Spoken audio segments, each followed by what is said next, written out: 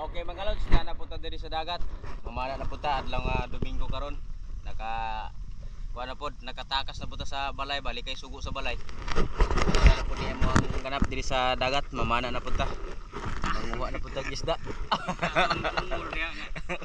Ay, wala na swerte karon.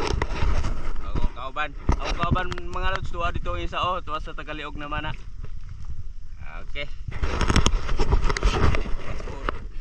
Okay mga lods, tara mamana na ta kay mana kong gilis. At dito mga lods, pagbaba ko nakakita ako ng maraming mga saguksok at ito sumabay ako sa agos ng tubig. Medyo malakas ang agos mga lods. Pero nandito yung mga saguksok at kukuha tayo ng isa.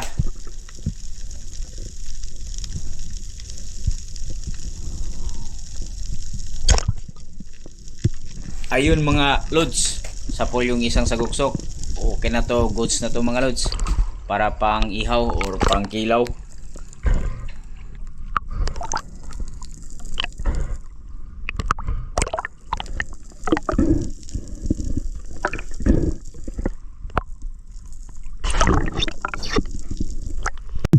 At pagkatapos ko na secure tong saguksok mga lods, at dito sa unahan banda nagdrap ako dito. Sa gawa tayo ng panibagong pagsisid mga lods, at nagpiskol ako dito pagdating sa ilalim para malaman natin kung ano ang lumapit na isda.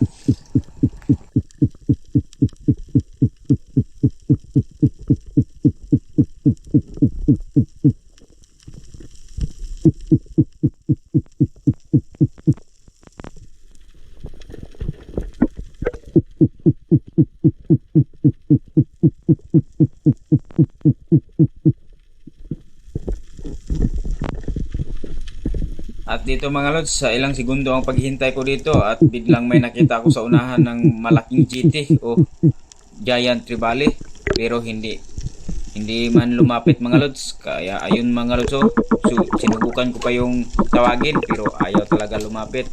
Kaya pupunta tayo dito.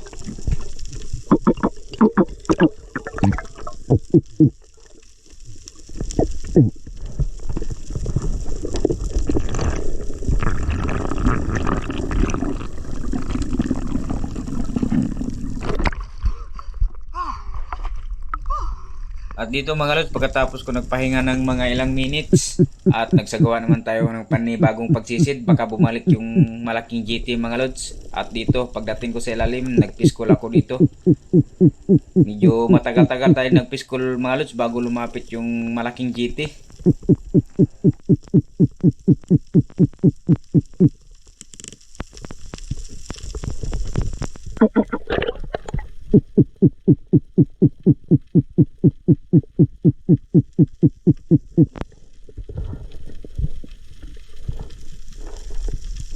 At dito mga lods, sa ilang segundo ang paghintay ko dito sa malaking GT mga lods, at dito na mali tayo pag sit up sa ating PC, at pagtira ko sa malaking GT mga lods, sumablay ako dito, hindi nakakaabot yung bala. Yan ang mga lods, sobrang laki na sana pero sumabit yung bala ko sa guma mga lods, kaya hindi umaabot sa isda. Kaya yun, hindi tinamaan at medyo nasayangan talaga ako dito. Pagkasiyaga. Nasabod pa akong panaambala. Trakito niya po pagkadakwa. Yati. Nasabod akong bala pagtira na sabod sa pisi. What? Yati rin yan oy. Pagkadakwa. Kaupat na ko kakita. Ako katulo. At pagkatapos ko nagpahinga ng 10 minuto mga lods, at nagsagawa na naman ako ulit dito ng panibagong pagsisid, at dito pababa na ako sa ilalim. Pagdating ko sa ilalim mga lods, at nagpiskol ako dito.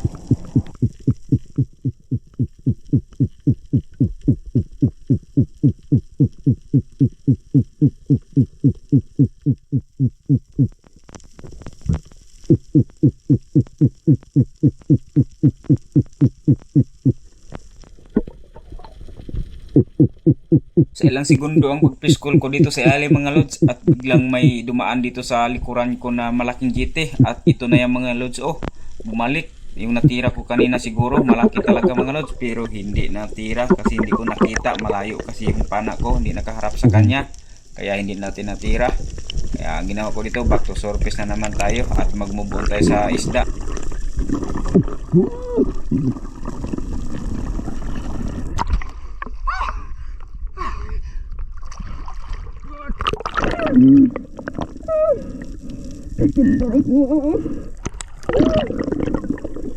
Ganyan talaga ang pagpamana mga lods. Pag hindi sa atin yung isda, hindi talaga, kaya move on tayo at magsagawa naman ng panibagong pagsisid. Tam, kita na po ko. Yate sa likod na ko niyagi. Pagkasayangag yun oy. At pagkatapos ako nakapahinga mga lods, at dito nagsagawa naman ako ng panibagong pagsisid dito sa ilalim at naghanap ng isda. Kaya dito mga lods, hindi tayo pinalad sa malalaki, kaya dito tayo sa maliit. Kuridas na to mga lods. Wala na itong pinipili, kahit ano tirahin natin para may maulam tayo sa bahay.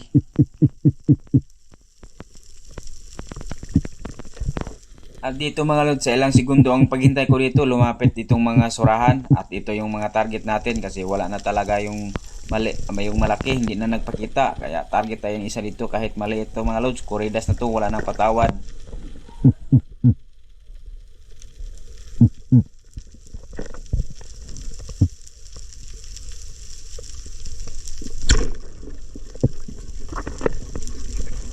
Ayun, sapol ng isa mga lods at may maihaw na tayo sa bahay ani.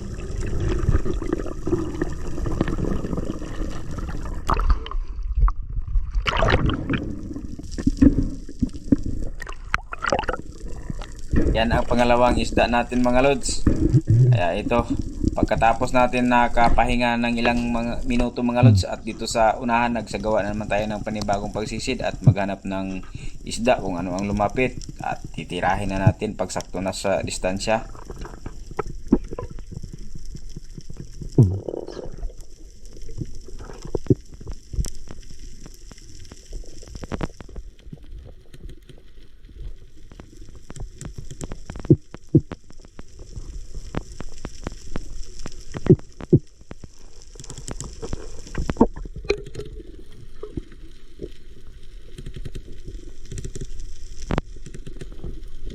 At dito mga lods, sa ilang segundo ang paghintay ko dito, may nakita akong samaral doon sa unahan.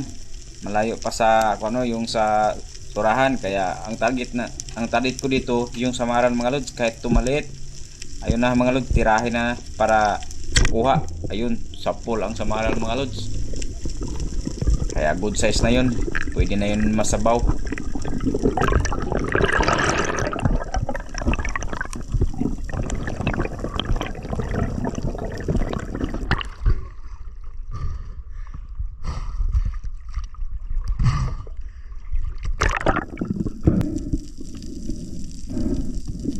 Ayan na mga lods, libre na sabaw, maliit na samaral.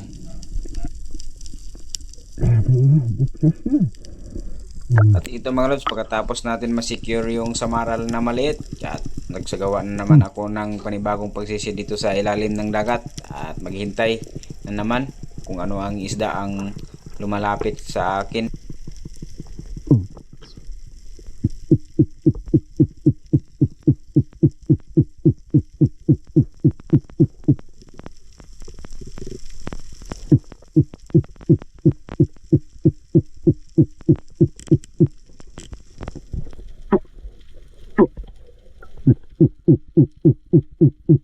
Dito mga lods, ilang segundo ang paghintay ko dito sa ilalim at paglingon ko sa kanan may nakita akong surahan, paalis palayo na, kaya hinabol ko na lang sa pana at naabutan naman. At ito yun mga lods, sapul talaga yung surahan mga lods, good size na to.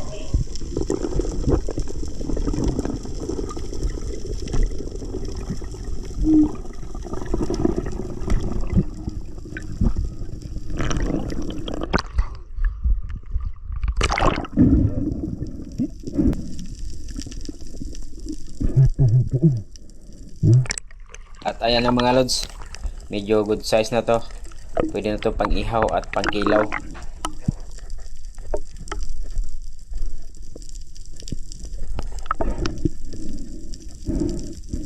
At pagkatapos ko ma-secure itong surahan mga lods, at dito sa unahan nagbaba naman ako ulit. At nagsagawa naman tayo ng panibagong pagsisi dito sa ilalim ng dagat.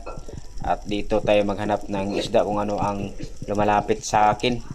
Kaya nagpiskol ako dito pagdating sa ilalim.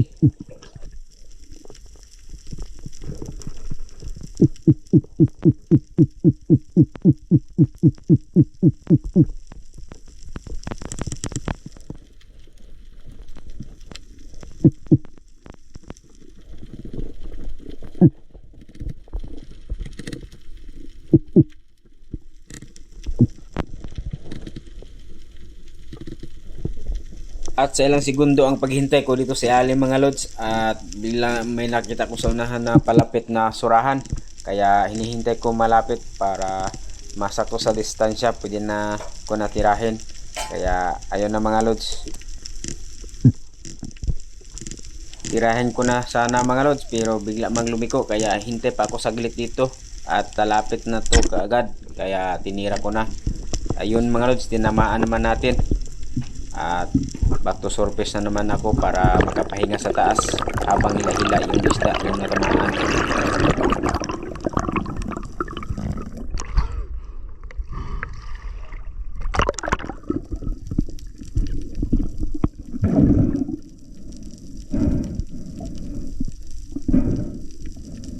At ito na mga lods, malapit na sa akin yung isda. At maliit ito para pero masarap to sa inihaw mga lods. Kaya hindi ko na pinatawad, tinira ko na kaagad. At pagkatapos ko nakapahinga mga lods, at ito yung pinsan ko mga lods, nandito na sa ilalim. Kaya sinundan ko kung ano ang nakikita niya diyon sa ilalim ng bato. Kaya hinihintay ko siya umangat para ako na naman mag-flashlight. Kunin ko yung flashlight niya kasi isa lang mang flashlight namin. Kaya hinihintay ko siya resurface para yung flashlight kunin ko, para ako na naman sa kabila flashlight maghanap ng isda. Ayun na mga lod, kinuha ko na, nabigla pa siya. At ito na naman ako pa ilalim para maghanap tayo ng isda dito sa may mga butas.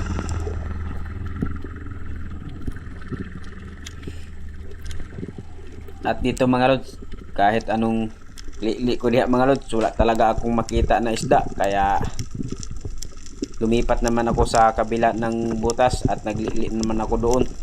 Kaya wala talaga akong nakita. Kaya balik tayo sa taas mga lods, at ito nga napod ko. O muna mga lods na may napay sa klase ng isda diha nagpakita, pero dili na ako ginapansin mga lods. Kaya ayun na, paangat na ako sa taas para makapahinga ulit.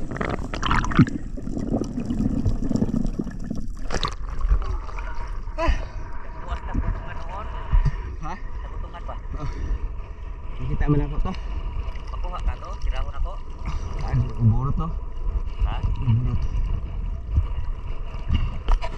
Ulit ta.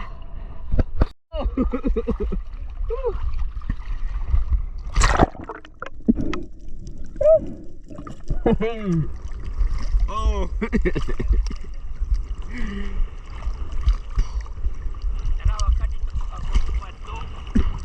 At ito mga lods, hindi ko na videohan pagtira. Nandito lang yun sa mababaw mga lods. Hindi na ako nag-video kasi nisalon lang ko kadali diya. Nakita man ako, kaya gitira na lang ako dito mga lods. O dito pag-abot sa unahan mga lods, nandito na naman tayo sa ilalim at naghanap na naman tayo ng isda. At ano ang lumalapit, yun ang tirahin natin mga lods.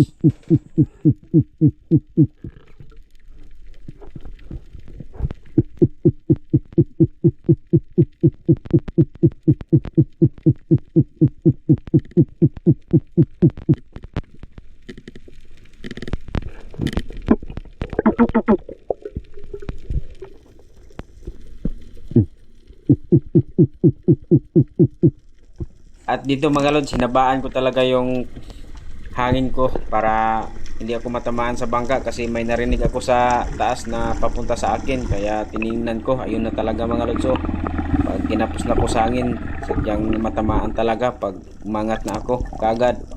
Kaya tinaas ko na yung pana ko, baka may kasunod pa. Ayun na mga lods. Buti na lang isa lang ang dumaan, kaya ayun na.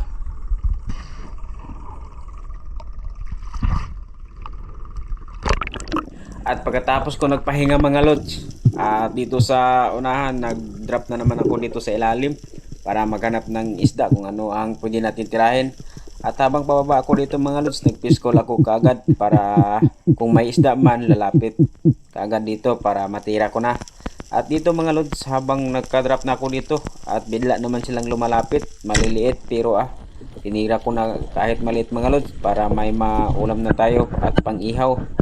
At dito na mga lods, may nakatama na ako isa, may tamaan ako isa, kaya umaangat na ako para makapahinga sa taas. Medyo malalim pa to ang sinisisid ko mga lods.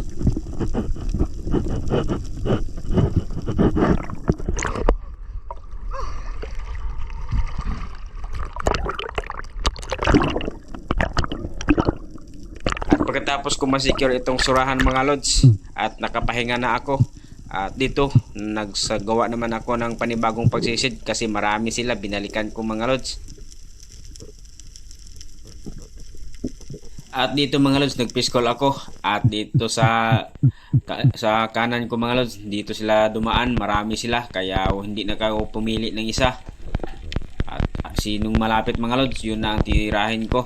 Ayun na mga lods, sapol mga lods, kuha na po ng isa kabuok, kaya nito nga na po ko mga lods para makapahinga ta sa taas.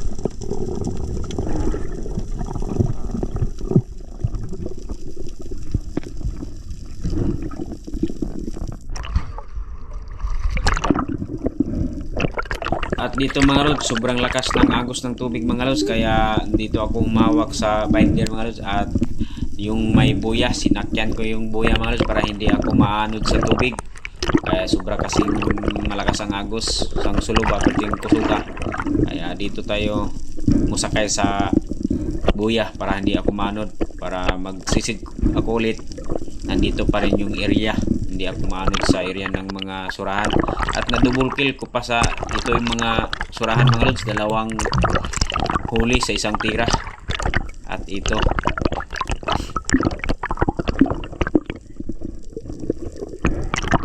at pagkatapos ko mas secure yung surahan mga lods at nakapahinga ako may ilang minuto, at bumalik na naman ako dito sa ilalim kasi nandito pa yung mga surahan mga lods. At ito mga lods, medyo madilim ng dagat mga lods kasi hapon na, at dito pa rin ako sa ilalim ng dagat naghahanap ng isda para may maulam tayo or mabinta kung may marami tayong huli. At dito mga lods, lumalapit na yung mga maliliit na surahan kaya hindi na ako pumili, tinira ko na kung anong lumalapit mga lods. At ito,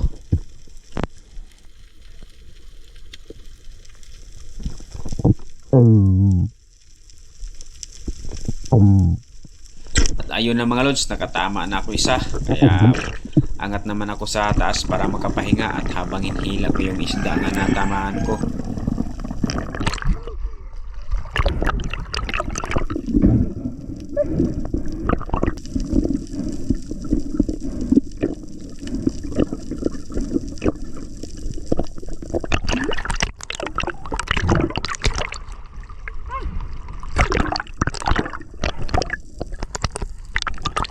At pagkatapos ko nakapahinga mga lods, nagsagawa naman ako ulit ng panibagong pagsisid dito sa may maraming mga surahan mga lods. Kaya dito padandahan ako pa-drop sa ilalim. At sana mga lods, nag-enjoy kayo sa ako ang video mga lods. At paki-subscribe sa akong YouTube channel. At paki-like naman at share mga lods. Salamat. O, dito banda mga lods, nag-piscol pa ako kasi lumalapit na yung surahan na maliit mga lods, pero hindi ko pa tinira kahit malapit na talaga, kaya naghanap pa talaga ako ng mas malaki, baka may lumalapit ba. Kaya ito, hintay pa ako saglit, tiningnan ko na lang yung mga surahan dito sa harap ko.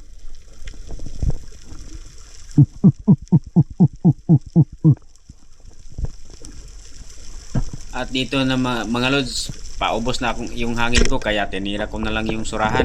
Ayun, tinamaan mga lods kasi wala na talagang lumalapit na malaking isda at paubos na yung hangin ko, kaya tinira ko na lang para may mga dala ako sa taas. At nandito na pala yung kasama ko mga lods, sinundo na ako para umuwi na kami. At sana mga lods, huwag niyong kalimutan mag-subscribe sa akong YouTube channel. Maraming salamat. Pauwi na kami mga lods. Salamat sa inyong suporta sa akong mga video mga lods.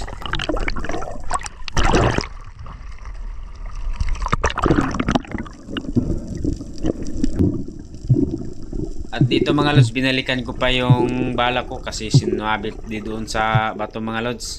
Kaya bumalik ako. Kahit hindi pa ako nakapahinga, medyo kaya lang man kasi mababaw lang to na dito lang to sa mga 6 na dipa.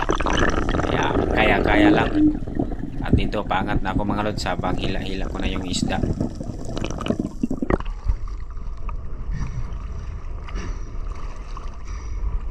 Dengan pumai dire.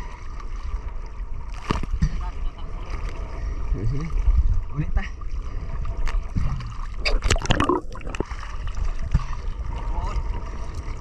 Oh, dengan kayak sila. Hey guys.